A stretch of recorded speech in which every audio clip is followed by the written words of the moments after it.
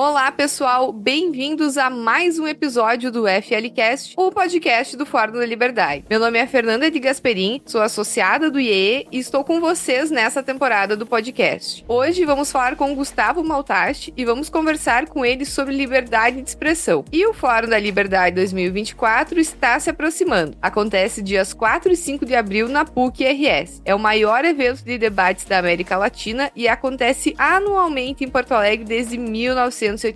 Já estamos com a venda de ingressos aberta, então corre na bio do Instagram para garantir o teu ingresso e nos vemos no Fórum da Liberdade. Quem está apresentando esse episódio comigo é a associada do IE, Victoria Nadal. Bem-vinda, Victoria. Obrigada, Fernanda. É uma honra participar do FLcast e especialmente para entrevistar o Gustavo, que é um grande especialista nesse tema de grande relevância, essencial para uma sociedade que seja verdadeiramente livre, que é a liberdade de expressão. E o nosso convidado especial desse episódio, Gustavo Maltasti. Bem-vindo, Gustavo. Oi, pessoal. Muito obrigado pelo convite. Uma honra participar desse podcast. Eu sou um fã do trabalho do IEE, do Fórum da Liberdade e todas as demais iniciativas de vocês. Então, fico muito feliz de estar aqui conversando com vocês hoje. Você ouve agora FLcast, o podcast do Fórum da Liberdade.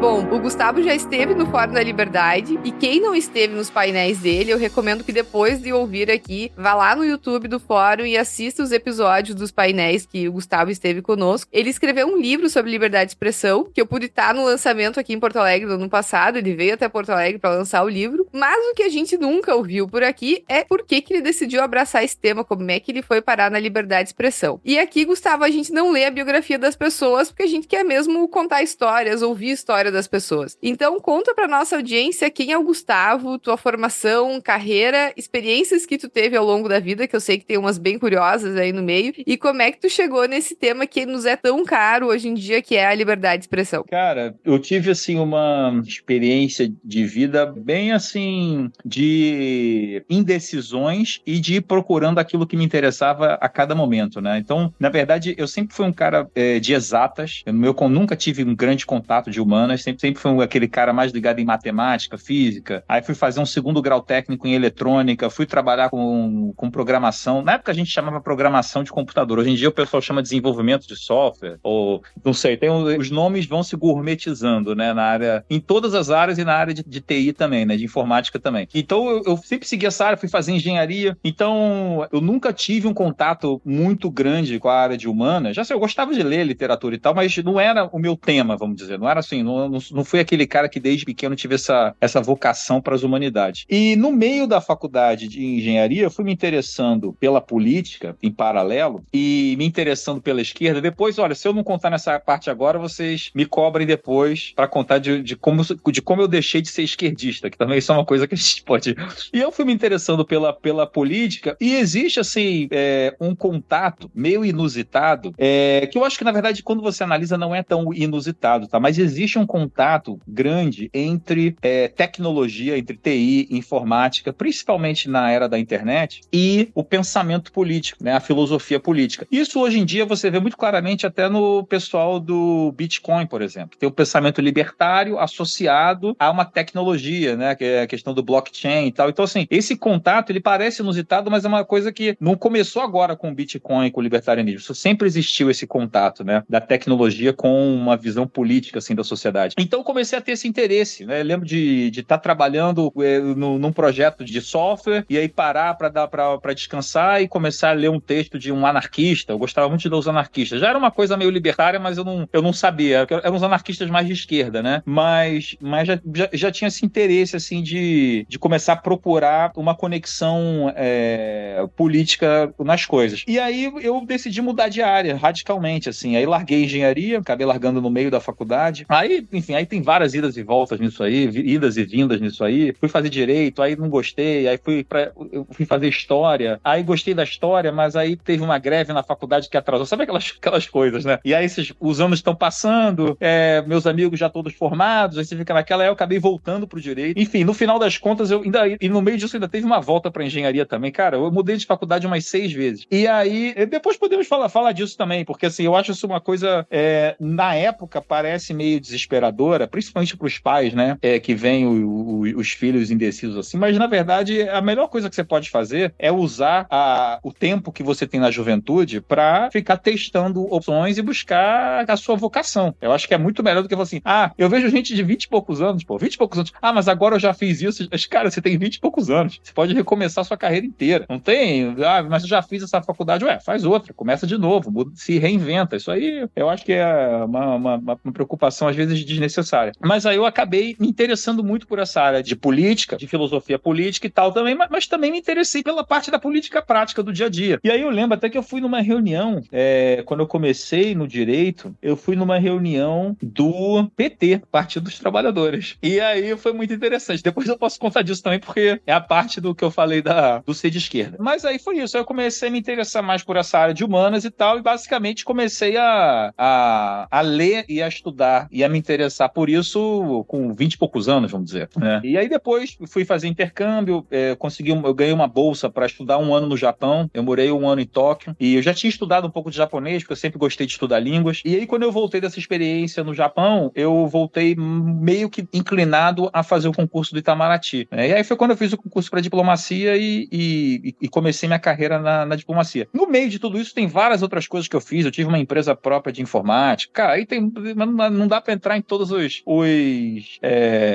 as idiosincrasias assim, pessoais. Mas talvez o que seja interessante aí também pontuar é que em tudo isso, mesmo do período da informática, do período da questão política, do período da minha entrada aí na esquerda, que a gente vai comentar ainda, esse tema do debate aberto sempre foi um tema que me interessou muito também. Então essa questão da liberdade de expressão sempre foi um tema que me interessou. No meu livro eu conto inclusive isso. Como eu sou judeu, minha família é judia, a gente sempre discutiu muito essas questões de holocausto, nazismo e tal em casa. Os meus avós maternos, eles eram sobreviventes do campo de concentração diretamente, né? Eles passaram em campo de concentração, sobreviveram ao campo. Então, assim, esse era um tema muito presente na minha casa. E essa discussão, eu lembro de ter tido essa discussão criança, assim, 10, 12 anos, ver os adultos discutindo isso.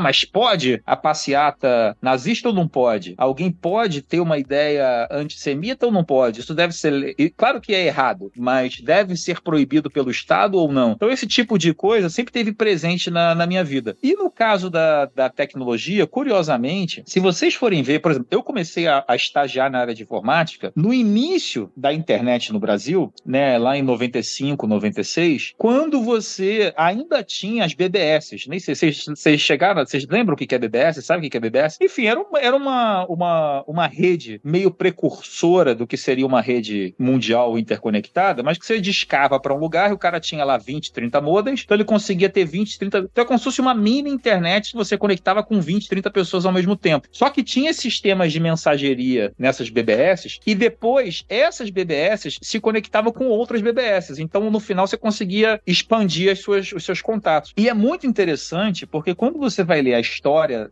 das redes de computador, a história da própria internet, o pessoal já percebia que é o seguinte, a gente criou essa internet aqui para compartilhamento de recurso computacional, né? Mais ou menos o que é a nuvem, né? Eu vou usar o computador, um supercomputador que outra universidade tem e eu não tenho. Então, porque se eu tenho esse recurso e eu posso colocá-los em rede, por que não usar o tempo ocioso de um outro computador e tal? Então não faz todo sentido. Mas logo no início, eles já perceberam, né? E esses caras, estamos falando de gente com alta capacidade cognitiva e perceptiva, né? Então os caras já perceberam o seguinte, caramba, cara, eu tô aqui usando a internet e eu tô mais empolgado em pedir dica de filme para os meus amigos pela internet do que em usar um recurso computacional. Quer dizer, eles perceberam que o lado social da internet era muito mais forte, era a vocação da internet, o lado social, muito mais do que o do recurso, muito embora o recurso também seja importante. E aí você teve um debate gigantesco político em cima disso. Participação e democracy, né? Democracia digital, cidadania digital. E aí uma galera também viajou na utopia achando que agora não precisa mais de governo, porque tudo você pode votar eletronicamente. Vamos usar o blockchain para votar. O que o pessoal fala agora com blockchain já existia com outras tecnologias. A seu discurso já existia em relação a outras tecnologias. Então, esse debate todo sobre cidadania, debate público, não sei o quê, bem ou mal também se conectava com a fase informática da minha vida, entendeu? E aí, claro, depois que eu entrei pro direito e pra política, e fui me interessando por isso. Eu tive uma fase bem restritiva, inclusive, porque foi quando eu virei de esquerda, eu adotei assim, alguns discursos da esquerda mais restritivos da liberdade de expressão, mas felizmente durou pouco essa fase e eu consegui sair dessa rapidamente. Então, assim, em termos de trajetória ampla, é isso. E aí a gente tem o tema da esquerda. Não sei se vocês querem que eu complemente alguma coisa do que eu falei ou se a gente entra no tema da esquerda, vocês me dizem aí. Tem uma frase muito famosa que diz que quem nunca foi comunista não tem coração e quem continua comunista depois dos 30 não tem cérebro, né? E tu foste aí uma prova prática dessa frase. Então, se puder contar um pouquinho pra gente como que foi essa tua, digamos assim, conversão. Olha, eu vou dizer uma coisa sobre essa frase. Eu acho que ela é uma frase muito generosa, então eu gosto dela. Mas eu acho que o problema é que a gente não tinha alternativa. Eu, quando entrei na universidade, você até vê, por exemplo, como eu não venho... É interessante porque olha só como é que são as coisas, né? O cérebro, não adianta você explicar certas coisas que a ficha às vezes não cai, entendeu? Então não adianta você dizer assim, eu vou te passar as ideias certas e... Cara, não adianta, entendeu? Às vezes às vezes, olha só, você vai educar um filho, tudo perfeito, educação correta, e no final da vida o cara vai vir um terrorista, entendeu? Isso acontece às vezes. O ser humano é um bicho meio volátil e às vezes dado a umas veleidades assim imprevisíveis, né? Então, assim, por exemplo, na minha casa, eu li pequeno a Revolução dos Animal Farm, a Revolução dos Bichos, né? Acho que é a tradução do Orwell. Que, aquilo é um livro pra mim continua sendo um dos melhores livros, uma das melhores alegorias sobre o que é a revolução e sobre o mal revolucionário. Eu lembro que meu pai tinha lá o Arquipélago Gulag, Solzhenitsyn. Eu não cheguei a ler naquela época, mas tinha lá em casa, entendeu? Então, assim,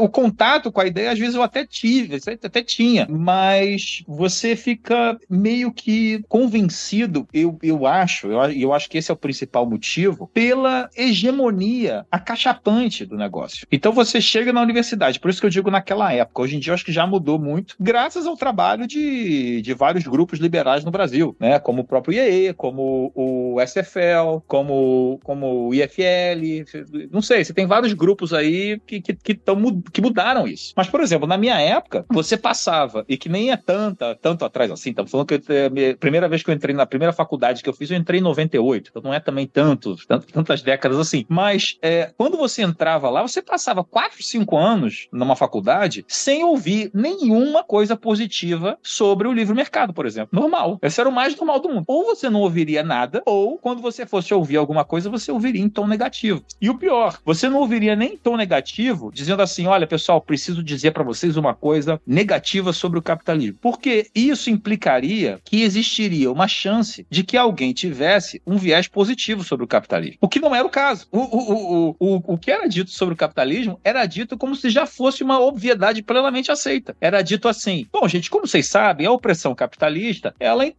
e aí o cara continuava a frase. Ele não precisava nem explicar o que era a opressão capitalista. Entendeu? Então, assim, a coisa era surreal. Então, eu acho que tem o lance do bom coração, que é a interpretação generosa, mas tem também, ou pelo menos tinha também, o fato de que você não tinha contato com nenhuma outra ideia. Você não tinha contato com outras ideias. E, muitas vezes, o contato que você tinha com outras ideias, e aí entra a vantagem do que a gente tem hoje, é que quando você tinha um contato com outras ideias, por exemplo, vou dar um exemplo prático aqui, pessoal. Debate sobre privatizações no governo Fernando Henrique. Quem é muito novo não lembra, porque não viveu essa época. Aquele debate foi super polarizado. Foi mais polarizado do que a pessoa falar, hoje a polarização. Gente, tinha briga na rua por causa de privatização na época do FHC. Era muito mais polarizado. Então, assim, é mais uma dos clichês mentirosos que a gente tem hoje no debate público, é esse de polarização. Mas, enfim, isso é outra questão. O debate da privatização, então, você tinha lá 1000 argumentos marxistas, porque o Estado, o papel do Estado, não sei o que, a desigualdade.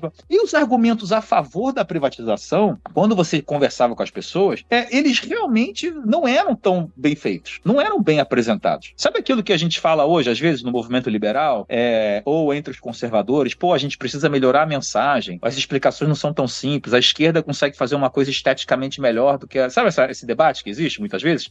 Imagina isso, só que naquela época. Porra, era muito pior. Então você tinha uma dificuldade muito grande de convencer. Então você diz assim, cara, peraí, eu tô vendo aqui de um lado um monumento intelectual que são os desenvolvimentos das ideias de esquerda. E vamos lembrar o seguinte, olha só, o próprio Thomas Sowell, ele fala uma coisa muito interessante, que ele fala o seguinte, cara, o Marx é um grande monumento intelectual, o problema é que as premissas são erradas, mas não dá pra você negar que exista um certo desenvolvimento intelectual ali. As premissas são totalmente erradas, mas você aceitando as premissas, o resto faz sentido. Então você tem aquilo ali, ele te dá uma sensação de entendimento da realidade muito profunda, né? Que parte é uma sensação vazia, causada por uma estética, até por uma preguiça intelectual, porque você vê que todo mundo, ou é opressor ou é oprimido. Pronto, resolveu o problema. Você aprende o marxismo em um dia. Mas, por outro lado, você tem uma sofisticação, aí você tem a teoria de classe, tá? Mas por que o comunismo não aboliu a classe? Os caras são... Cara, a esquerda é sensacional em criar um produto intelectual em cima do nada, né? Enfim, é aquela coisa, não, mas qual é a diferença do socialismo e do comunismo? Vamos debater os estágios da história. Os caras escrevem bibliotecas inteiras em cima de um negócio que nem existe, que é uma ficção. É uma ficção científica o negócio. Entendeu? É tipo, sabe aquelas bibliotecas sobre Star Wars? Que o cara assim, você vai encontrar artigos muito... Eu sou fã de Star Wars, tá? Vocês vão encontrar artigos gigantes explicando como funciona aquele sabre de luz, o lightsaber, que é um negócio que não existe. Mas existe um público que é fascinado por Star Wars como eu, que eventualmente você vai querer ler, por que existe o sabre de luz branco e o outro de outra cor? Qual é a diferença? Qual é a potência de um, de outro? E o negócio não existe. É uma exegese sobre um tema fictício. Então, isso é discutir a diferença entre o socialismo e o comunismo. É a mesma coisa. Mas os caras são craques em fazer um negócio... A diferença é que o fã de Star Wars sabe que é ficção, né? E o comunista acredita que é verdade. Perfeito, boa. Exatamente. Pelo menos existe essa diferença. Eu acho que nem os fãs mais empolgados do Star Wars, talvez um ou outro, assim, muito excepcionalmente. Mas, então é isso, cara. Então, assim, e por outro lado, os argumentos a favor da privatização na época não eram tão bons. Então, eu tô dando só um exemplo. E aí eu lembro até, nessa época, que a vantagem que eu tive, pelo menos, é que eu entrando lá pra esquerda, fui lá nas reuniões do PT, fui voluntário do PT, depois eu posso contar isso. Mas, pelo menos, a vantagem que eu acho que tinha na esquerda da época, que mudou, é o seguinte, vamos lembrar que no século XX quase inteiro, a esquerda foi muito a favor da liberdade de expressão. Os grandes casos julgados nos Estados Unidos de liberdade de expressão são de liberdade de expressão de esquerdistas. E a esquerda defendia ativamente a liberdade de expressão. Era considerado uma pauta da esquerda, liberdade de expressão, né? E quem queria proibir, geralmente, coisas ligadas à moral e aos costumes, como proibir, sei lá, pornografia, proibir palavrão, palavras de baixo calão, proibir não sei o quê, era muito mais à direita do que à esquerda. Então, eu tive pelo menos uma sorte que a esquerda naquela época era uma esquerda aberta. Então, por exemplo, eu lembro que no auge do meu esquerdismo, foi nessa época das privatizações e tal, eu fui ler Hayek, O Caminho da Servidão, porque eu falei, não, eu preciso entender o outro lado. E eu lembro até hoje que eu li o Hayek e não consegui discordar de nada, porque é uma outra qualidade de argumento, né? Aquela qualidade de argumento não tinha chegado para mim num formato de debate, só que eu fui lá buscar no livro. Então, mesmo assim, eu não fui convencido. Porque a ideologia, ela se mistura com uma identidade, se mistura com o fato de você acha que você é quem você é e que você é, eventualmente, por exemplo, uma boa pessoa, que no fundo é um pouco num narcisismo também, mas enfim, deixando isso de lado, você acha que você é quem você é e você é uma boa pessoa também porque você é de esquerda. Então, romper muitas vezes com uma identidade política não é simplesmente trocar de ideia. E tem uma outra coisa também que é o seguinte, parte disso é natural, porque não dá para o ser humano viver de maneira volúvel. Pô, uma hora eu acredito numa coisa, no dia seguinte, não, acredito em outra. Cara, você também não tem previsibilidade na sua vida. Então, peraí, eu estudei o negócio, eu tô aqui estudando marxismo há 5 anos. Aí você vai me falar uma coisa, você acha que eu vou jogar fora 5 anos por uma coisa que você me falou aqui no bar? No chopp? Você acha que você vai me convencer num chopp? Você acha que num chopp eu vou jogar fora o que eu estudei 5 anos? Não dá pra fazer isso. É irreal esperar. Não tô nem dizendo que isso não seria o certo a ser feito. Não tô dizendo isso. Só tô dizendo que não é real esperar isso de alguém. Não é natural, né? E tem uma questão social também, né, Gustavo? Não sei se tu concorda com isso, mas aquele meio que tu tá inserido acaba te levando também. Não sei se isso aconteceu contigo. Tem isso também, tem o meio, você sabe que você vai ser visto de maneira diferente por algumas pessoas, tem tudo isso. E aí tem a questão da juventude, que você, quando você é mais jovem, você sente um senso de dependência maior na sua rede, o que talvez faça até um sentido mesmo. Depois, você vai ficando mais velho, você vai ficando mais cara de pau, assim, você vai ficando... O que eu acho uma das melhores coisas de ficar mais velho, você vai se importando cada vez menos com a opinião dos outros. Mas é uma coisa muito difícil de você fazer quando você é jovem, e imagino que tem até uma razão aí psicológica e evolutiva para isso, mas nunca pensei sobre isso dessa maneira. Mas então você tem isso também, concordo, você tem a espiral do silêncio, você tem essa ideia de você perder sua rede. Então foram várias coisas que foram acontecendo comigo, que eu fui vendo que... E aí, por exemplo, em 2003, tinha um congresso de história em Cuba, há 20 anos atrás. Aí eu fui a Cuba, há 20 anos atrás. E isso foi uma outra experiência muito curiosa, assim, porque quando eu cheguei lá, eu vi que muita coisa que funcionava bem em Cuba era por causa do mercado negro. Então, você via, assim, algumas coisas funcionavam no mercado normal, mas a maioria era mercado negro. Então, eu lembro de um cara, perto de onde eu fiquei lá, que ele vendia suco. Aí, sem brincadeira, olha como é que era o procedimento para você comprar o suco. Primeiro, você tinha que levar a garrafa PET, porque como não tem uma economia... É impressionante, assim, como a economia não tem um desenvolvimento espontâneo, certas coisas faltam, porque é aquela complexidade da economia que o Hayek fala muito bem, né? E o Mises também e tal. Você não consegue planejar tudo centralmente. Então, algumas coisas vão faltar. Então, é muito difícil encontrar embalagem. Não tem embalagem. Não tem embalagem. Se a produção lá já é estimada pelo Estado, a produção, sei lá, de refrigerante, ele sabe quantas garrafas ele vai produzir, não vai sobrar. Não tem assim, eu quero comprar uma garrafa vazia. Não vai ter isso no mercado. Então, você tinha que achar uma garrafa vazia, reutilizar e tal. E aí você levava pro cara. Sem brincadeira. Você chegava na casa do cara, batia na porta, o cara olhava, abria a porta assim um pouquinho, olhava. Aí olhava em volta de você, aí fazia assim um gesto com a mão pra você entrar, assim, meio furtivamente. Vem, entra aqui. E fechava a porta. Então, assim, parecia que você tava comprando, não sei, acho que nem droga até, mas assim, hoje em dia, acho que nem o mercado ilegal de droga é assim mais hoje em dia. Parecia que você tava comprando, sei lá, uma bazuca ou uma mini bomba, um artefato nuclear, não sei, alguma coisa assim de máfia terrorista. Então, assim, e aí você esperava na sala do cara, o cara ia na cozinha, enchia o suco, enchia a garrafa e você saía com a sua garrafa de suco. Então, assim, olha a operação, como se você estivesse fazendo uma coisa completamente ilegal, uma operação secreta, para dois seres humanos fazerem uma troca de trabalho realizado, cada um com a sua força de trabalho pessoal, cada um com o seu corpo. Então, assim, isso é uma contradição até com as questões da própria esquerda. Não é meu corpo, minhas regras. Então, por que o fruto do meu corpo, que é o meu trabalho, eu não posso também usar como eu quiser? Se é meu corpo, minhas regras, por que eu não posso vender a minha força de trabalho para alguém? Ah, mas isso é oprimido. Tá, mas eu quero ser oprimido. Tá bom. Então, você que tá chamando de oprimido, eu quero ser oprimido. Preferência ganhando muito, né? Quero ser um oprimido com salário bem alto. Qual o problema? Entendeu? Então, assim, as contradições são muito grandes. Então, tudo isso, eu tô contando pra vocês esses detalhes porque eu não tive nenhum momento grande, assim. Caraca, esse foi o momento em que eu me transformei. Não tive esse momento. Pra mim, foram pequenos momentos que foram cada vez mais eu fui olhando e falando, cara, realmente, não dá, isso aqui não dá, entendeu?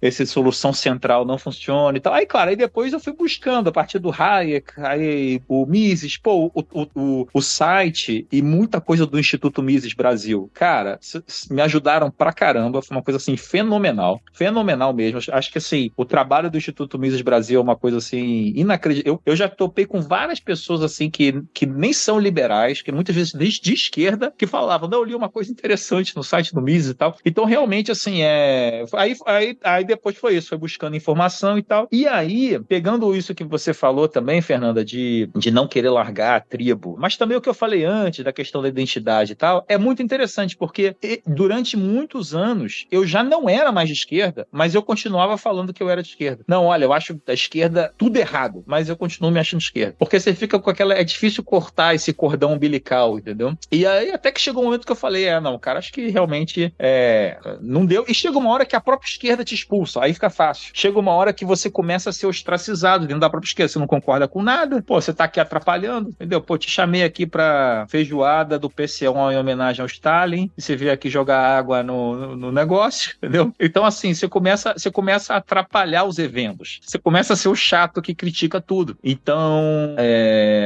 a própria esquerda facilita esse trabalho também. Mas chega uma hora que você fala, cara, quer saber? Acho que não, acho que aí você começa a pesquisar outras alternativas. Você fala assim, cara, deixa eu me... Quem é o autor que eu mais com o qual eu mais concordo aqui? Quem é que realmente... E aí você começa a achar uma outra casa, vamos dizer, né? E aí foi o que aconteceu comigo com o liberalismo. E, muito interessantemente, aquela tolerância que eu tinha visto na esquerda há 20, 30 anos atrás, eu vejo hoje no movimento liberal. E eu acho muito legal isso. Acho muito legal que o Fórum da Liberdade, inclusive, chama todos os candidatos, trata bem todos os candidatos, entendeu? O cara de esquerda que quiser ir lá será bem tratado, entendeu? Eu acho isso muito maneiro. Eu acho que tem que ser assim, é o debate público.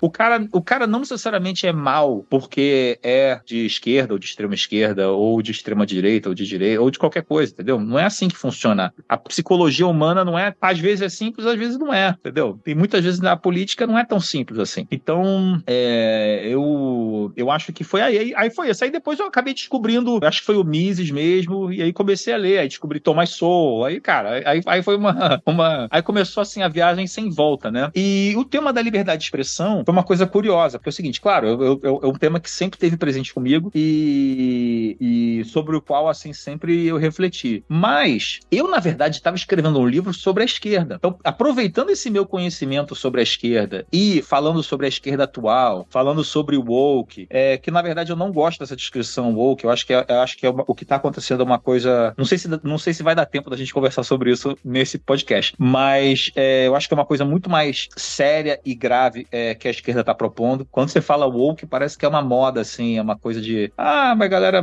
nova geração, woke, esses jovens e tal. Parece que é uma coisa meio de fashion, assim, meio uma moda, como se fosse um gosto musical inusitado, sabe? Teve a galera do rock, agora teve a galera hippie, agora tem a galera woke. E eu acho que não é isso, acho que é uma coisa mais séria que está acontecendo. Mas, aproveitando esse meu conhecimento, inclusive pessoal com a esquerda, eu estava escrevendo um livro sobre a esquerda. E aí é evidente que se você vai escrever um livro sobre a esquerda hoje, você vai ter que falar de liberdade de expressão, porque um dos grandes problemas da esquerda atual é que eles querem censurar todo mundo. Ou melhor, censurar quem não é de esquerda, né? E depois a gente pode falar disso também. E aí eu comecei a escrever isso e o capítulo de liberdade de expressão começou a ficar gigante. Começou a ficar grande. E aí, em paralelo a isso, o tema da liberdade de expressão estava ficando muito grande também no mundo, né? A gente teve a questão do Brexit, depois do Trump, depois Bolsonaro, e aí começou todo esse papo de fake news, de rede social, que precisa regular, que precisa censurar e tal. E aí ficou óbvio que é o seguinte, aquele capítulo já não cabia no livro mesmo, e o tema da liberdade de expressão talvez tenha ficado mais importante que o resto do livro. E foi aí que, conversando com o meu editor e tal, a gente decidiu reescrever o capítulo como se fosse um livro mesmo e publicar o livro sobre a liberdade de expressão. Né? Você está ouvindo FLCast. Gustavo, a gente tem duas perguntas aqui, vou aproveitar e fazer as duas, quem sabe tu consegue juntar na resposta. A primeira, a gente queria saber se tivesse uma escala de 0 a 10, qual seria o nível de liberdade de expressão no Brasil hoje? E a gente sabe da importância da liberdade de expressão, mas se tu tivesse que resumir em poucas palavras, assim, pra convencer a nossa audiência que não estaria convencida ainda que a liberdade de expressão é importante, como é que tu descreveria isso? Cara... Pergunta difícil. As duas são difíceis, pô. Olha só.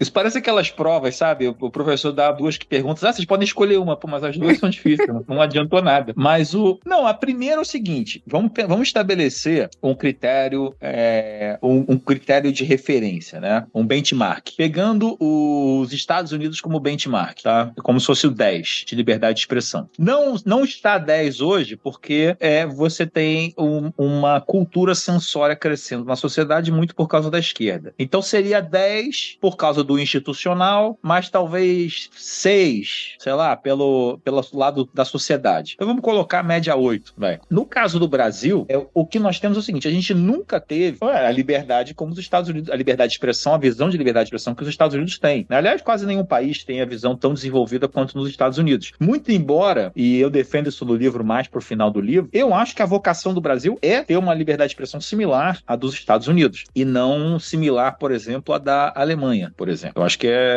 eu acho que se a gente quiser copiar algum regime, né? Inclusive falou assim, mas olha o que aconteceu com o nazismo, olha a ascensão do Hitler na República de Weimar e tal. Primeiro que é o seguinte, primeiro que o pessoal tem uma visão completamente caricatural do que aconteceu em Weimar e que é uma visão que é muito menos baseada na história e muito mais baseado no filme do Chaplin, lá, o Grande Ditador. Então é o seguinte, o cara assistiu o filme do Chaplin e acha que viu a história.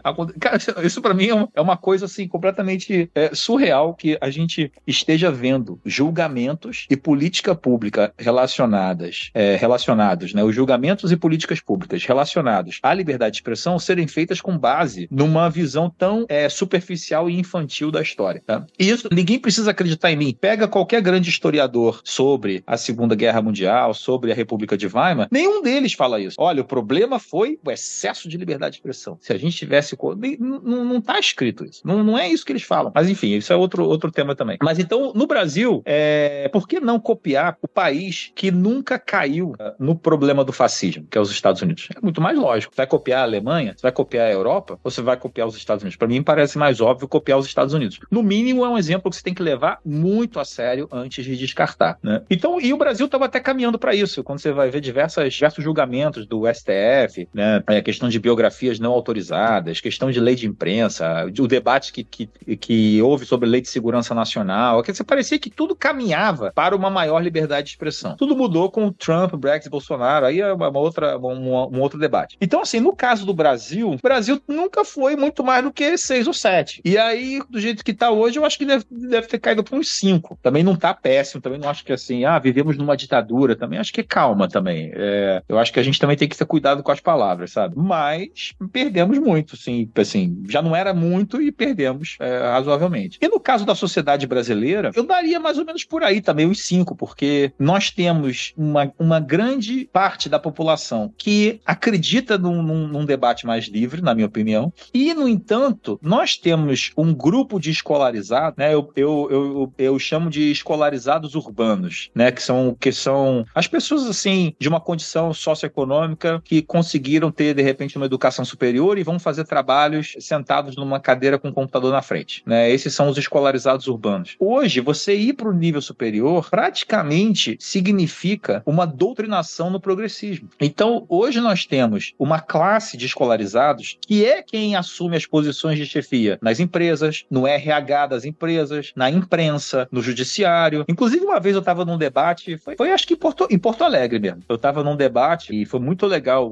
Foi no evento do Churchill Society, da Churchill Society, né? E aí, cara, teve até uma pergunta dessa, mas como é que pode uma minoria tão pequena impor essa visão sensória e tal? E é importante a gente lembrar que é uma minoria pequena, mas é uma minoria que ocupa todos os cargos de chefia das instituições, de todas as instituições. Então, eles são todos progressistas, todos com o mesmo discurso de inclusão, de diversidade, não sei o quê. E, novamente, o problema não é a inclusão nem a diversidade. O problema é que quando eles falam inclusão e diversidade, não tem nada a ver com o que uma pessoa normal pensaria como inclusão e diversidade. Isso é tudo nova língua. É que nem... Pra variar, eles pegam o termo e mudam o contexto, o significado dele, né? Mais um dos termos que eles mudam. Perfeito. Então, assim, se alguém acha que diversidade tem a ver com diversidade, você não entendeu absolutamente nada do que é a esquerda. Basta lembrar que eles pegam um regime totalitário, matam todo mundo e chamam de República Popular Democrática.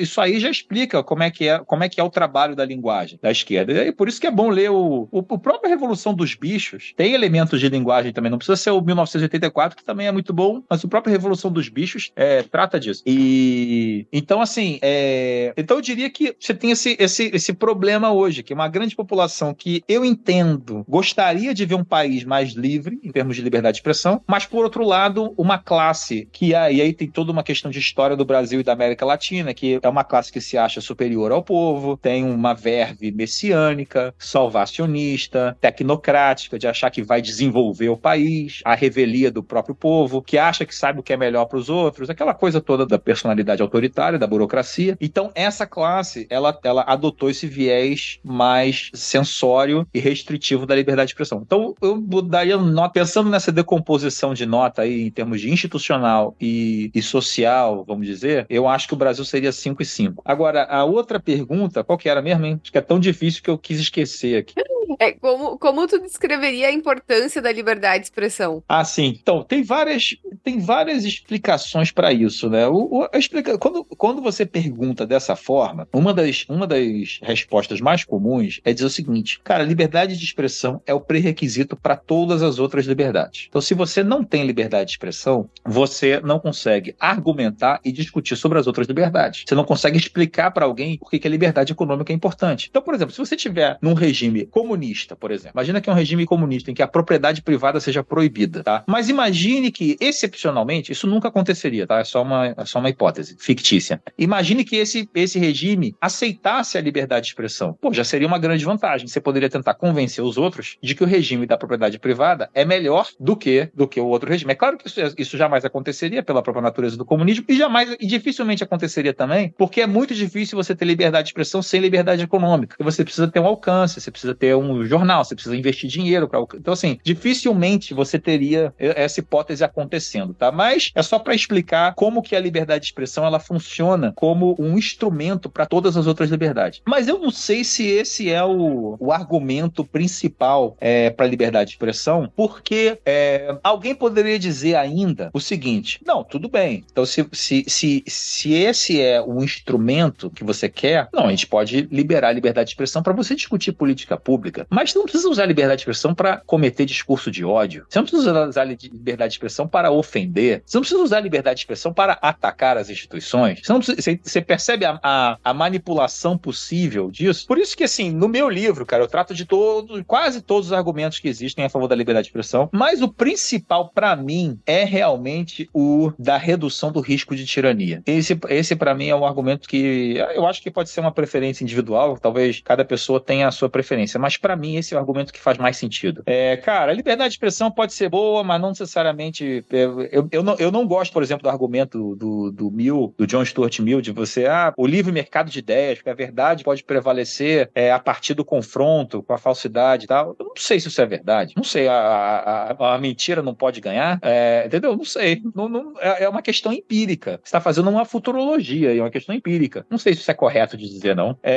A humanidade sempre caminha para um rumo melhor? Existe uma escatologia da história? Não sei. Depende da humanidade fazer isso, mas não é automático. Entendeu? Então, assim, eu não sei se eu concordo com isso. Então, o argumento que para mim faz mais sentido é realmente o argumento de reduzir risco de tirania. Cara, eu não posso dar poder para alguém em posição de poder reduzir o que eu posso falar ou não, porque certamente esse cara vai usar isso para preservar o seu poder, ponto. Entendeu? E não à toa esse é o argumento central do Oakeshott para o liberalismo, né? Ele fala, cara, a preocupação central do liberalismo é reduzir concentração de poder, ponto final. Eu até brinco, às vezes eu falo isso, que para mim você pode até definir liberalismo como isso. Liberalismo é paranoia com concentração de poder. Entendeu? Assim, onde tem poder, você vai lá e desconcentra. Você vai lá e descentraliza, né? Tem até um livro muito bom, que eu acho que agora já é antigo, eu cito no meu livro, que é do Hélio Beltrão pai, não Hélio Beltrão presidente do Mises, né? Do pai dele, que se chama Descentralização e Liberdade, né? E o título diz isso,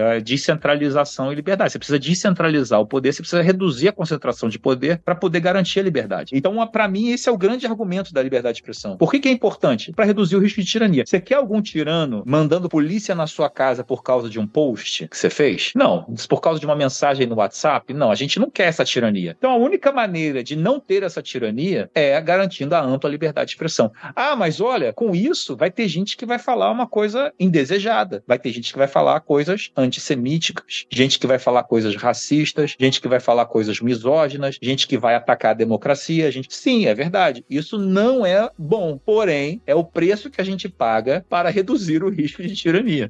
E é uma forma também de a gente conseguir conhecer com quem que a gente está lidando, né? E aí, conhecer os idiotas, digamos assim, como se fala, né? Exato. E aí você tem uma série de outras vantagens com isso, né? Que vem junto com isso, que é isso que você falou, de você conhecer, de você saber o que as pessoas pensam, de você saber quais são as ideias que estão em circulação, de você ter a oportunidade de rebater essas ideias, porque não adianta você fingir que elas não existem. Elas existem. E muitas vezes elas vão continuar circulando, só que de maneira clandestina. Então, não adianta você fingir que isso não existe. É melhor você rebater, né? Um tema muito interessante sobre isso esse tema foi um tema em que eu não entrei muito no meu livro porque era muito específico, mas é um tema sobre, por exemplo, negacionismo do Holocausto. As pessoas o pessoal neonazi, geralmente são neonazistas que dizem que o Holocausto não existiu. Você vai proibir isso? Você vai proibir uma discussão histórica? E aí é o seguinte, aí o cara vai desenvolver uma série de argumentos que o dia que ele conseguir falar isso em público, ninguém vai saber rebater, entendeu? Então, assim, aí entra o que você falou, é melhor você saber o que o cara tá pensando, não só para saber que ele é um neonazi, né, para ligar o alerta, mas também para você desenvolver os contra-argumentos, para você estar preparado para aquilo, para você não estar atrofiado, né, na hora de rebater isso e assim por diante. Você está ouvindo FLCast. E Gustavo tem um tema muito importante na liberdade de expressão, que é até onde vai a liberdade de expressão, né? E aí no teu livro tu aborda a teoria da tendência negativa e do dano iminente que são existentes lá nos Estados Unidos. Poderia explicar um pouquinho como que está nos Estados Unidos agora e o que são essas teorias? Sim, então, houve uma construção demorada para se chegar numa fórmula linguística mesmo. Como que se explica a ampla liberdade de expressão? Pô, parece um negócio meio contraintuitivo, né? Você sabe que o negócio é ruim. Por exemplo, antissemitismo, racismo e tal. Você sabe que é ruim. Pô, você vai permitir? Mas em que momento que você impede? Porque você também não quer a violência. Então sempre teve uma discussão sobre isso. Uma das teorias antigas, que eu acho que é mais ou menos a teoria que vigora hoje no Brasil, mas meio que sem definição, porque esse é um outro problema do Brasil, é que você não tem nenhuma definição clara, né? E quando você não tem uma definição clara, eu comento isso no meu livro também, é pior do que a censura. Porque a censura, eu submeto antes e o cara me diz se eu posso publicar ou não. Olha que coisa, eu já tô achando isso uma vantagem. Porque aí, o cara, ele é como se fosse, o Estado é como se fosse o seu consultor de compliance pessoal. Ele tá dizendo pra você, olha, não publica isso que você vai ter problema. Pô, ótimo, beleza, obrigado por me avisar. Não vou publicar. Olha, não posta essa música porque a sua letra é insidiosa. Pô, tá bom, então eu não posto minha música. Agora, o que tem hoje não. O que tem hoje é que você posta e você não sabe o que vai acontecer. De repente, a polícia vai bater na sua casa, de repente não vai, né? Então, assim, é uma coisa, essa insegurança que tá acontecendo é muito prejudicial, e às vezes a insegurança é pior do que a segurança de uma coisa um pouco ruim, mas não tão catastrófica, entendeu? Mas nesse caso específico da tendência negativa, era uma teoria que dizia que você deveria proibir o discurso se ele pudesse lá na frente tender a provocar uma reação negativa, a provocar uma consequência negativa. Obviamente, isso restringia tudo, que assim, então você não pode ser comunista, porque lá na frente você pode querer fazer uma revolução comunista e matar um monte de gente. Então você não pode defender uma teoria racista, porque lá na frente isso vai significar violência contra alguma raça. Olha, então você não pode publicar uma música que fale mal da polícia. Que imagina se as pessoas pararem de respeitar a polícia. Lá na frente, então no final das contas você não pode falar nada quase, né? Então a ideia da tendência negativa, ela foi sendo discutida, e aí a cada caso julgado você tem um pouquinho de evolução, até que se chegou na teoria do dano iminente, né, da incitação a uma violência imediata, né, que é essa ideia de que você pode falar qualquer coisa, mesmo que seja discurso de ódio, até o momento em que exista uma chamada à ação à violência. Então, um caso famoso disso que eu descrevo no meu livro é o Brandenburg versus Ohio, que era um caso desse Clarence Brandenburg, que era um racista, antissemita e tal, que ele conseguiu fazer um discurso ofendendo todo mundo. Ele fez um discurso de ódio com ataque às instituições, tudo junto, né? Que ele falou que os judeus tinham que voltar para Israel, os negros tinham que voltar para a África, e que também se o presidente e as autoridades não fizessem nada, que eles iam lá e cobrar. Então, quer dizer, ele conseguiu cometer várias coisas que no Brasil hoje seriam crimes de opinião. E, no entanto, quando o caso chegou na Suprema Corte, foi absolvido. Foi dito que não, isso aqui ele não incitou diretamente a violência, ele não disse que estava fazendo isso agora, ele não falou, olha, vamos sequestrar aqui os judeus e os negros que a gente vai mandar eles. Ele não entrou nesse mérito, ele não entrou nisso. Então, o caso não foi nem um caso complicado de se resolver, entendeu? É que nem a marcha nazista em Skokie, nos anos 70, né, que houve uma passeata neonazista nos Estados Unidos, que no Brasil isso choca muito. Caramba, como é que pode? Como é que foi a discussão desse? Para o direito americano, isso nem é polêmico. É um caso assim fácil. É um caso fácil de resolver. Então, é bom que existam pessoas que queiram fazer uma passeata nazista? Não, é uma coisa ruim. ruim, mas novamente, é o preço que a gente paga. E aí vamos lembrar o seguinte, questão de ataque às instituições, a mesma coisa. É bom que tenha alguém que queira destruir a democracia? Não, não é bom. Na minha opinião, não é bom, é uma coisa errada, ruim. Mas a escravidão também já foi uma instituição. Então o cara que estava atacando a escravidão estava errado? Então às vezes as instituições têm que ser atacadas. Então como é que você vai proibir uma coisa e não outra? Quem vai decidir? Então você vai ter que ter um comitê superior de ungidos, né, de pessoas superiores que vão definir o que a gente pode, o que a gente pode falar. Isso sim é incompatível com democracia. A democracia, ela exige uma confiança nas pessoas. Você tem que contar a verdade para as pessoas e confiar que elas farão o melhor uso delas. Esta é a promessa da democracia. Ah, mas isso significa que dará certo, que o futuro será exuberante da nossa democracia? Não significa, mas nenhum regime político te garante isso, cara. Entendeu? Por que a gente espera uma utopia da política? Isso não é... A política não foi feita para te garantir isso. Entendeu? É uma construção diária mesmo. É um passo depois do outro, um tijolo depois do outro. Então, essa obsessão com o controle do discurso, ele tem a ver um pouco com isso. Então, por exemplo, é que nem a história da vacina. Em vez de eu contar tudo sobre a vacina e deixar as pessoas tomarem a decisão que elas quiserem tomar, não. Eu faço o seguinte, eu penso primeiro, qual é a ação que eu quero que elas tomem, qual é o comportamento que eu quero que elas desempenhem, e aí eu faço a engenharia reversa para chegar na mensagem que eu tenho que falar para elas. Então, o que eu tenho que falar para elas? Ah, não, vamos bota aí no Twitter. A vacina garante 100% de sobrevivência. Cara, nenhuma vacina garante isso. Nenhum remédio garante isso. Você já sabe que isso é mentira. Mas é o que a gente precisa fazer para ganhar a confiança da população para que as pessoas tomem a vacina. Gente, só que você está mentindo para as pessoas. Então, mas é isso. É a ideia de você controlar o discurso público porque você quer que as pessoas tenham um determinado comportamento e tal. E no caso dos Estados Unidos, que em muitos aspectos ainda pelo menos a filosofia das decisões ainda reflete um compromisso real com a democracia, principalmente da Suprema Corte, eu acho que a Suprema Corte americana é uma das maiores instituições que já existiram na história da humanidade, é uma das instituições mais virtuosas que já existiram na história da humanidade, e que eles têm um compromisso de dizer o seguinte, cara, enquanto você não incitar a violência, e aí, claro, tem outras, essa incitação à violência é o principal, mas tem outros detalhes aí sobre limites que a gente pode entrar também, tá? Tudo é permitido. Porque é o seguinte, também existe esse discurso de que assim, então, que é o discurso do outro lado que eu já vi, inclusive, alguns ANCAPs, e aí que é muito comum no nosso meio mais liberal, vamos dizer também. É o seguinte, não, a liberdade de expressão é absoluta. Cara, eu vou te falar uma coisa, nessa pesquisa que eu fiz, eu li um monte de gente, tem aí todas as notas, a bibliografia no meu livro. Eu pesquisei um monte de gente, eu não vi ninguém, zero pessoa, né? Eu vi zero pessoa defendendo liberdade de expressão absoluta, assim, total. Não existe essa pessoa. Não existe. O que eu vi mais próximo disso foi um cara, que era um ANCAP, dizendo o seguinte, olha, eu era defensor de uma liberdade totalmente absoluta, mas eu mudei depois que eu lembrei do exemplo da pedofilia, que é óbvio, né? Então,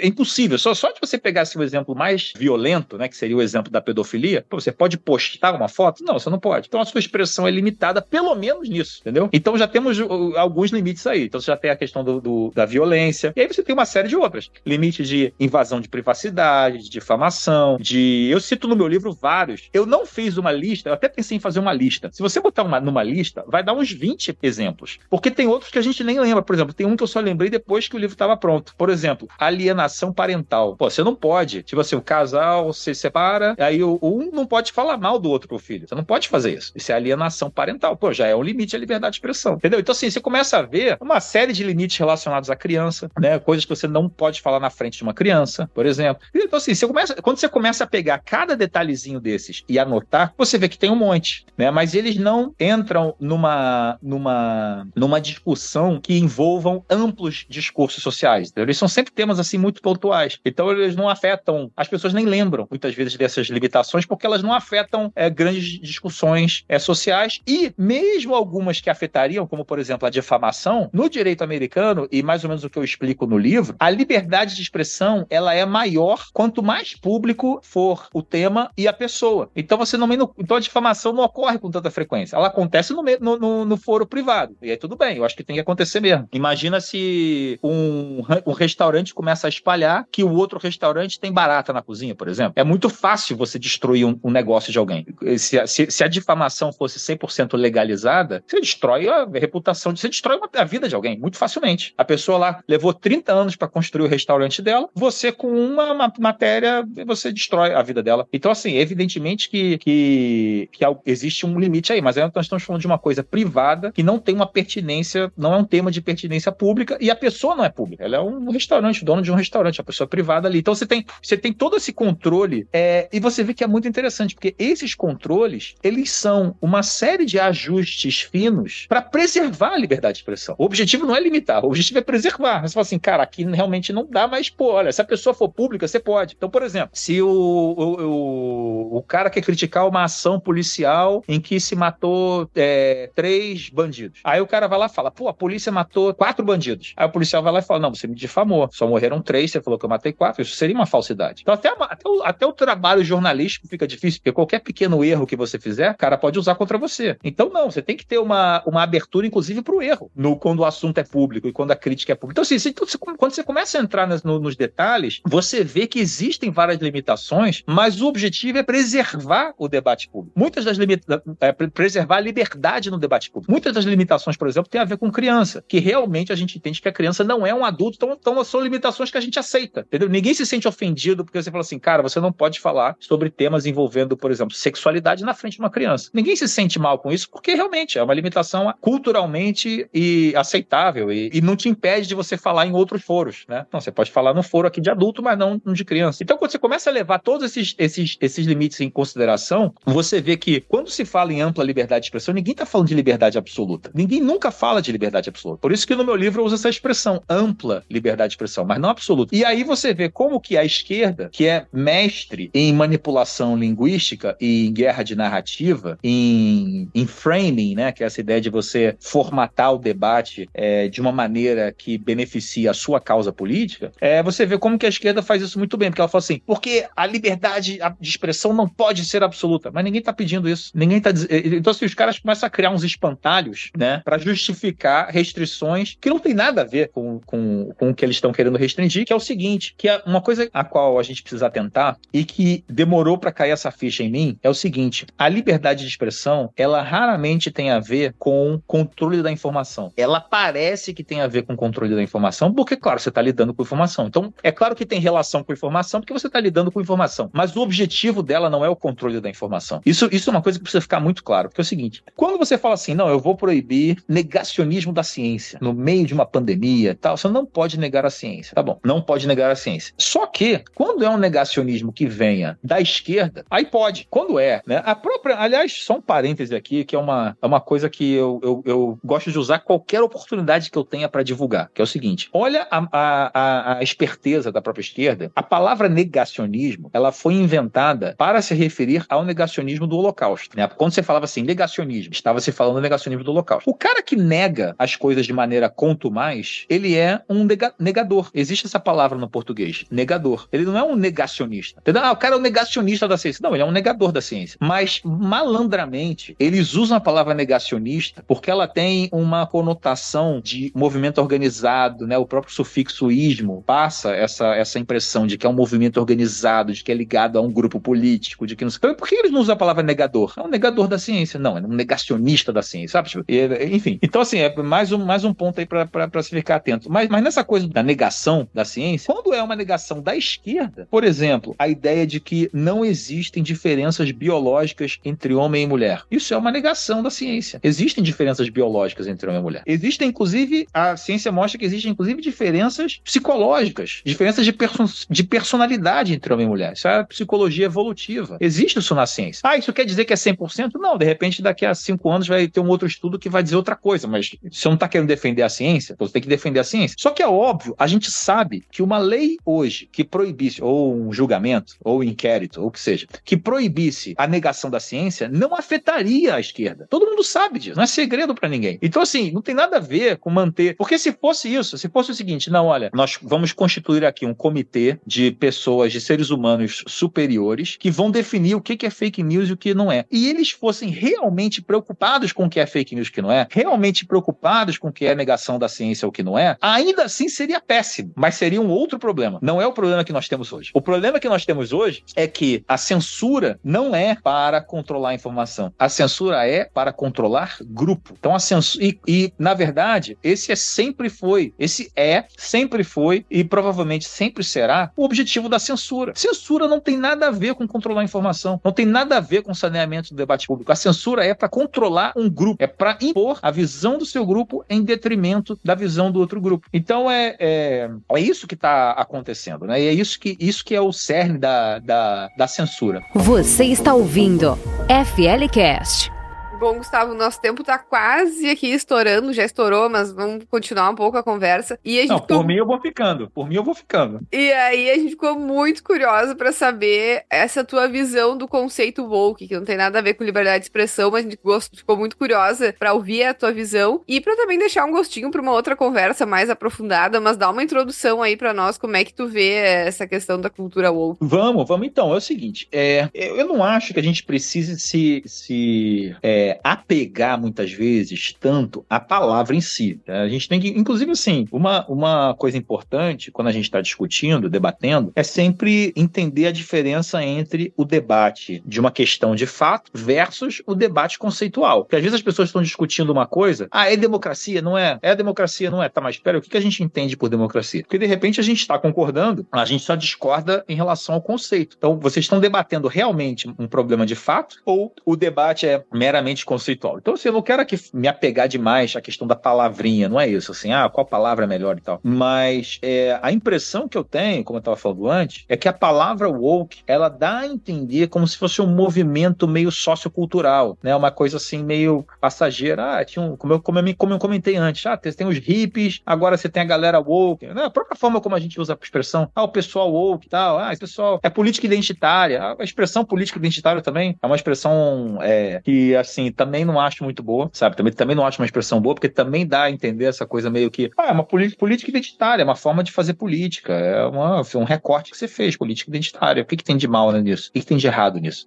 E o problema que eu vejo é que aquilo a que se refere essas expressões é uma coisa muito mais grave, nós estamos caminhando para um cenário, por exemplo, em que a gente talvez, eu tô conjecturando um cenário um pouco mais à frente, tá? Mas é possível. Nós estamos caminhando para um cenário em que você não poderá mais escolher o seu médico, porque se você escolher o seu médico livremente, você talvez escolha um homem branco, cis, hétero. Isso é ruim. Você está beneficiando um cara que não pode ser beneficiado. Cadê a diversidade nisso? Você não pode mais escolher a escola do seu filho, porque cadê a diversidade nisso? Ou então, pelo menos, se você puder escolher a escola, você não vai poder escolher os professores. Você vai ter que ter uma diversidade mandatória ali, porque senão você não está garantindo a diversidade. E outra coisa, a igualdade de oportunidade está completamente corrompida. O conceito de igualdade de oportunidade não significa mais aquilo que significava. Já era uma expressão ruim, né? A expressão igualdade de oportunidade, ela é uma expressão ruim desde o início, porque quando você fala igualdade de oportunidade, você dá a entender que vai ter o quê? Igualdade de oportunidade. É impossível isso, porque mesmo que você estude na mesma escola, você vai ter professores diferentes. Mesmo que você tenha o mesmo professor, você tem talentos diferentes, você tem sorte, um componente de sorte na vida. Você tem pais diferentes, família diferente, você tem locais de moradia diferentes, você tem 1 milhão de coisas diferentes. Nunca haverá igualdade de oportunidade. E aí, quando se usa a expressão igualdade de oportunidade, você está meio que criando a expectativa, você está vendendo uma coisa que alguém vai cobrar. Se você está prometendo, por que a pessoa não vai cobrar? Só que aí, claro, alguém pode dizer assim, não, tudo bem, mas é que quando a gente fala de igualdade de oportunidade, o pessoal usou a expressão igualdade de oportunidade porque para fazer tipo um contraponto à igualdade de resultado. Não, olha, o que a gente quer não é igualdade de resultado, o que a gente quer é igualdade de oportunidade. E aí a gente entendeu que a igualdade de oportunidade não tinha esse valor de face. O valor real dela, na verdade, eram oportunidades mínimas. Não, olha, o que a gente quer dizer com igualdade de oportunidade são oportunidades básicas. A gente vai te dar uma educação para a criança, eventualmente acesso à saúde, e é isso. A criança vai comer na escola, então já alivia um pouco os pais em certas coisas. Então, assim, oportunidades básicas. Não oportunidade igual, porque seria prometer uma coisa impossível. Só que hoje, então assim, já era ruim o conceito. Hoje ficou muito pior. Hoje, igualdade de oportunidade significa igualdade de resultado descontado ao valor presente. Então, por exemplo, olha uma situação. Existe resultado igual? Não existe. Então é porque não teve igualdade de oportunidade. Então, a igualdade de oportunidade só será confirmada como existente no dia em que houver igualdade de resultado. Gente, e o nome disso, igualdade de resultado, é comunismo. Eu sei que o pessoal fica assim, muita gente no meio liberal, alguns até até conservadores não gostam de falar de comunismo, porque parece, ameaça monstro comunista. Mas isso é comunismo. O pior é que é. Aí eu até tenho chamado de neocomunismo, para poder diferenciar. E, inclusive, esse é o tema do meu próximo livro. Estou escrevendo sobre isso.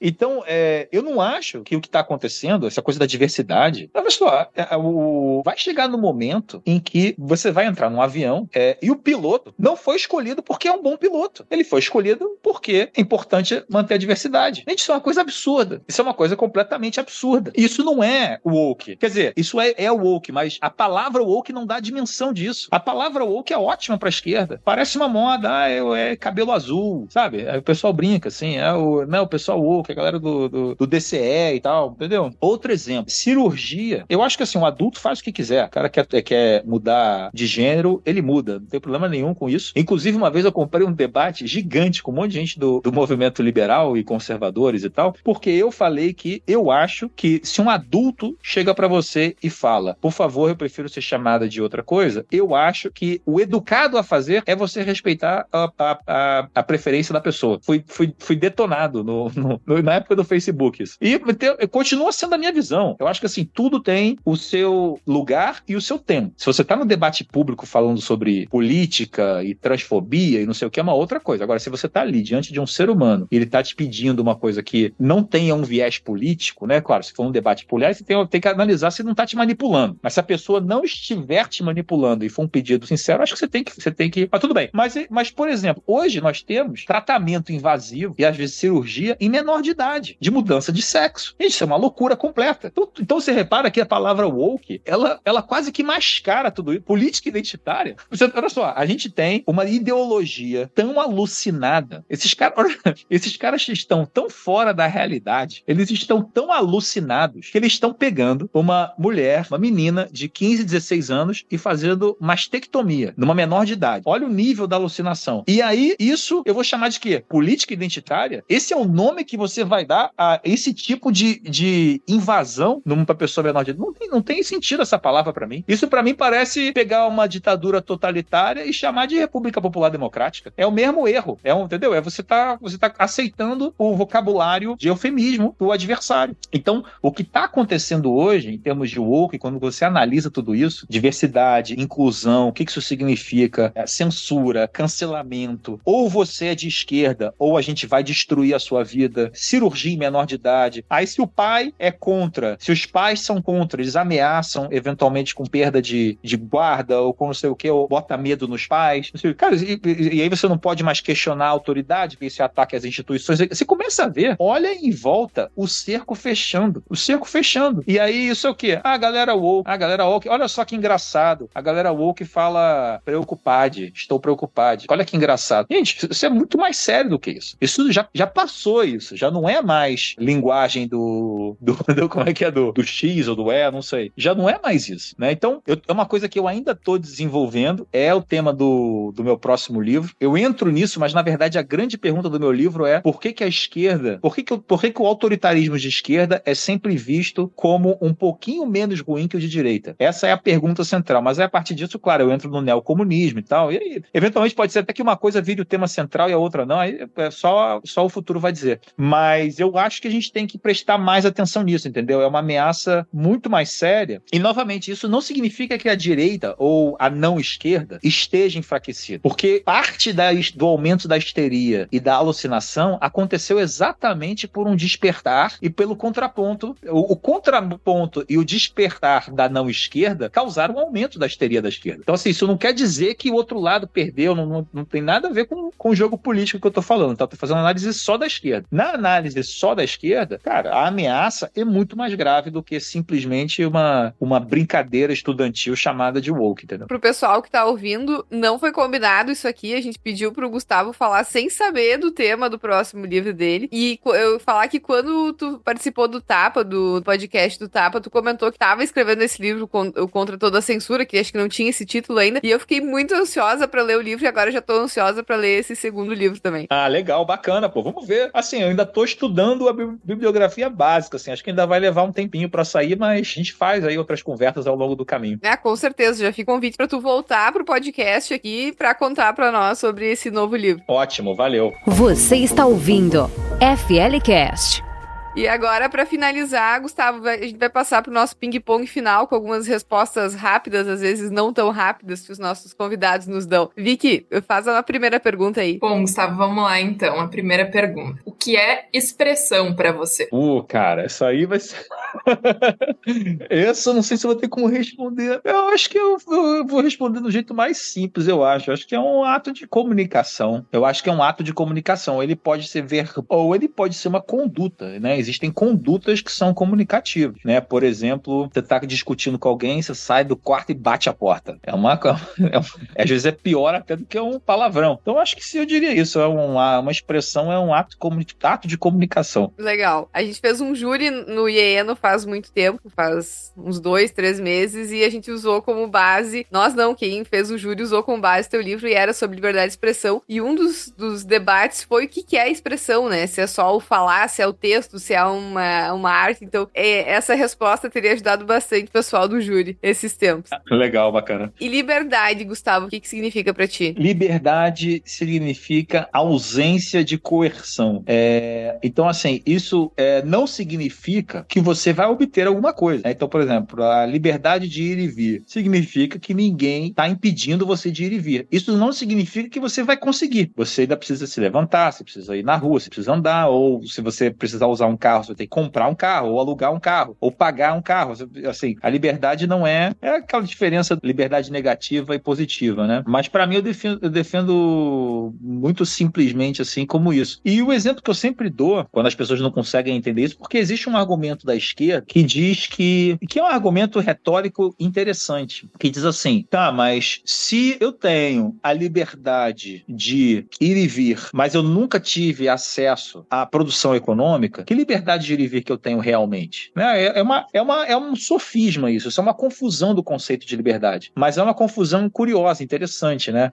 Se todo mundo na democracia é igual, todo mundo tem direito de votar e ser votado, não é isso? Tá, mas como é que eu, que não sou nada, vou ter o mesmo direito de votar, mesmo direito de ser eleito que um cara que é bilionário? Não existe esse mesmo direito. Então, assim, é muito fácil você criar um sofisma em torno disso. Por isso que o exemplo que eu sempre dou quando surge essa pergunta é o exemplo da liberdade sexual, porque as pessoas parecem entender melhor com isso. Porque, assim, a liberdade sexual significa que você é livre para tentar, no mercado sexual, conseguir um parceiro ou uma parceira. Mas isso não quer dizer que você vá conseguir, porque ainda depende da liberdade da outra pessoa também querer. Depende do consentimento de outra pessoa. A mesma coisa tem a ver com as outras liberdades. Então, a liberdade econômica, ninguém vai te dar um dinheiro de graça. Você tem a liberdade de ir lá, tentar produzir alguma coisa e vender alguma coisa, mas você também depende do consenso e da liberdade da outra pessoa casar com a sua. Então, o ato de você achar que só porque você tem a liberdade econômica ou a liberdade de ir e vir, você tenha direito a que o Estado tome de alguém para dar para você, é uma coisa tão absurda quanto... Não sei se seria tão absurda quanto, porque os crimes de natureza individual e sexual são mais graves, né? Mas em termos de argumentação, é uma coisa, pelo menos, que tem um paralelo muito grande com você obrigar alguém a ter sexo com alguém porque você tem liberdade sexual. Então é muito interessante que quando você passa o assunto para a liberdade sexual, as pessoas entendem perfeitamente que a liberdade sexual é só a liberdade, é a ausência de coerção. Ela não significa que você vai conseguir o objetivo. Isso significa só que ninguém vai te impedir, mas você continua dependendo da outra pessoa. E as outras liberdades são a mesma coisa. É simplesmente a ausência de coerção. Ninguém vai te garantir o usufruto. Aliás, talvez isso seja uma forma boa de definir, que é a ausência de coerção e não a garantia do usufruto, né? Alguma coisa assim. Legal. Muito bom conceito. Penúltima pergunta, então. Um livro que marcou a tua vida? Cara, tem Pode vários. Pode ser mais de um, né? Também, tá, Gustavo? Não Pô, tem só vários, cara. Eu tava até essa semana, eu indiquei um livro pra Gazeta do Povo, que eles fazem no final do ano, saiu hoje até na Gazeta. Eles fazem uma lista, né, de algumas pessoas, colunistas, colaboradores e tal, pra dizer o melhor livro que você leu no ano anterior. Eu comentei com a minha esposa, vou indicar esse aqui é um dos melhores livros. Aí ela falou pra mim, todo livro que você lê, você fala que é o melhor livro que você... Mas realmente, assim, é muito bom, assim, quando você para de ter que ler coisas obrigatórias, de faculdade, isso aqui, você começa a poder escolher realmente o que você vai ler, você acaba lendo muita coisa. E eu tenho uma teoria que é o seguinte, cara, eu não forço leitura. Se eu começo a ler um negócio tá ruim, eu dispenso e vou pro próximo livro. Tipo assim, não tento me forçar demais, não. Cara, agora o livro que me marcou, cara, são vários, sabia? Eu acho que eu vou citar um livro que eu li. Eu tenho gostado muito de ler autobiografias de intelectuais, porque a autobiografia do intelectual, ele acaba entrando nos temas intelectuais também. Então ela nunca é só uma autobiografia, ele acaba entrando naqueles debates. E a gente que gosta das ideias, dos debates de ideias, é muito legal a autobiografia, porque ele acaba explicando muitas vezes por que ele chegou naquilo, por que ele mudou de ideia. E aí eu comecei a ler, até pro meu livro, eu comecei a ler algumas biografias dos neoconservadores nos Estados Unidos, que eram alguns que eram da esquerda e viraram anti-stalinistas e depois neoconservadores. Então fizeram uma mudança assim, muito parecida com a minha, eu acho. Então eu tenho gostado de ler esses caras. E aí tem um livro muito bom do Norman Podhoretz, chamado Breaking Ranks. Breaking Ranks é tipo, quebrando o seu do seu grupo, saindo do seu grupo. Nesse livro, ele conta muito assim a trajetória intelectual dele nos Estados Unidos, Nova York. Ele foi editor da revista Commentary, que existe até hoje, uma revista super bem reconhecida, assim. Até hoje, eu assino a revista, tem artigos excepcionais, é uma revista muito boa até hoje. E ele explica a trajetória intelectual dele, como que ele se desiludiu e começou a ver o que era realmente a esquerda. E aí conta os debates dele com outras pessoas e tal. Enfim, eu tenho gostado muito de ler esse tipo de livro, então não sei se é o livro que mais me marcou na minha vida, não sei se eu tenho como dizer isso, mas nos últimos anos, sem dúvida, esse foi um livro que me marcou. Legal, Gustavo. E agora, por último, um conselho que tu deixa pra nossa audiência. Você sabe que até eu ter uns 40 anos, eu sempre falei isso. Falei, olha, eu sou muito novo pra dar conselho. Muito novo. Aí depois que eu fiz 40 anos, eu comecei a perceber o seguinte, cara, eu já tô talvez na metade da minha vida, mais ou menos, então eu já vou começar a dar conselho. Só que normalmente quando isso acontece, você fica na dúvida, porque, às vezes o que serviu pra você não serve pra outra pessoa, né? Então, assim, eu não sei, o que eu vou dar de conselho é uma coisa que tá servindo pra mim hoje, e eu não sei se vai servir pra outra pessoa. E é um conselho que tem a ver com o nosso debate aqui, porque eu tenho outros conselhos, eu tenho conselho sobre casamento, eu tenho conselho sobre emprego, tenho uma série, se você me perguntar, eu tenho vários conselhos sobre várias coisas, mas eu vou falar um conselho que tem a ver com o que a gente está debatendo aqui, que é a questão de ideias, liberdade de expressão, de livros, que é o seguinte, eu saí bastante, aliás, das redes sociais para terminar o meu livro. Cara, a quantidade de tempo que sobrou para mim, a sua melhoria psíquica e o tempo que te sobra para ler livro de verdade, de gente que parou horas para escrever aquilo, não um cara que tuitou um negócio, eu ia falar assim, tuitou um negócio no banheiro, mas no sentido de ter tuitado uma coisa rápida, não no sentido de ser uma coisa escatológica. Mas assim, o cara que tuitou uma coisa rápida ali, que nem pensou naquilo direito, e eu ia falar isso e eu hesitei em falar, e até meio que retiro isso, porque eu sei que tem muita coisa boa no Twitter, muita coisa boa. Você fica sabendo de artigos, de publicações, eu retiro o que eu disse, não precisa editar não, pode deixar e deixa falando que retiro, não tem problema nenhum, porque eu realmente acho que tem muita coisa boa. Porém, é um trade-off gigantesco, cara. E quando eu parei, sabe quando você tá de noite em casa, você pega o telefone, vou ver o Twitter, vou ver o Instagram, passaram 2 horas. Gente, isso é uma perda de tempo. Cara, tem tanto livro bom no mundo, tanto livro bom, cara, tanta coisa boa pra ler, entendeu? Pega aí um cara bom e vê, por exemplo, as recomendações de livro do cara. Quais são os livros que, entendeu? Tem tanto livro, esse mesmo da Gazeta do Povo, tantas recomendações boas de livro ali. O que o pessoal leu ano passado? Tanta coisa boa. Tem tanto livro bom, tanta coisa boa. Então, assim, o que funcionou pra mim nesses últimos 2 anos e meio, talvez até mais, 3, que eu me desliguei um pouco das redes sociais, cara, foi que sobrou muito tempo, fiquei muito mais produtivo, consegui terminar meu livro, tô trabalhando no próximo, tô lendo muito mais, né? É só você pensar, aquelas 2 horas de Twitter e de Instagram, você tá gastando lendo. Então é um conselho que eu dou, não sei se serve pra todo mundo, talvez não sirva pro pessoal que trabalha como social media de algum lugar, que é o trabalho do cara. Enfim, não sei o quão útil será, cada um tem que medir aí pra isso, mas veja o seguinte, veja se das 2 horas que você tá no Twitter ou no Instagram, você realmente está obtendo 2 horas de valor agregado. Ou você tá ali pescando pra em 2 horas você leu uma frase boa. Cara, tem livro que você vai ler 2 horas e você só vai ler, entendeu? Pega uma coisa sem erro, vai ler um clássico do Dostoiévski, por exemplo. Pronto, não tem erro, entendeu? Ou então do português, por exemplo, que eu gosto muito de pensar a qualidade da forma, da linguagem e tal. Pega um Mia Couto, que pra mim é um dos maiores escritores português hoje. Pega essa de Queiroz, os clássicos do português. Pega um contra toda a censura. Isso aí não precisa.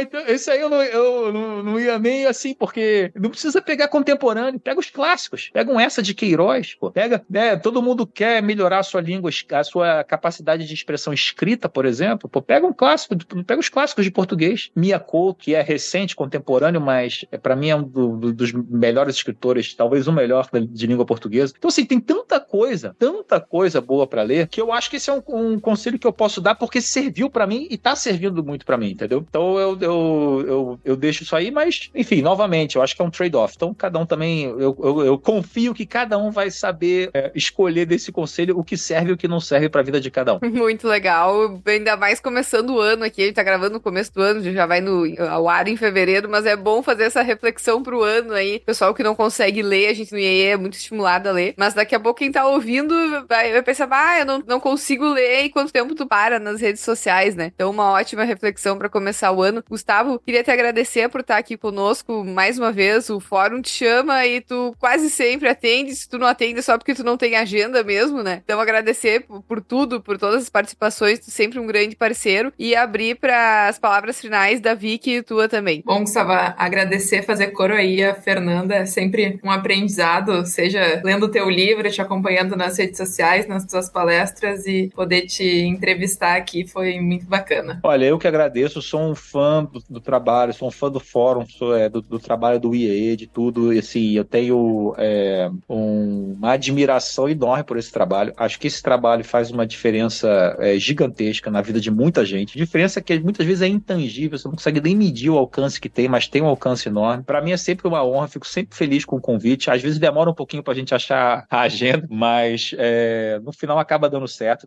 Contem sempre comigo. E além da admiração, tudo a gente senta para conversar, o papo sempre é bom também, sempre é agradável. São temas de que a gente gosta muito mesmo. Então, quando quiserem da próxima vez, estou à disposição. Muito obrigado. Obrigada, Gustavo. Obrigada, Vicky. E, pessoal, nos vemos no próximo episódio.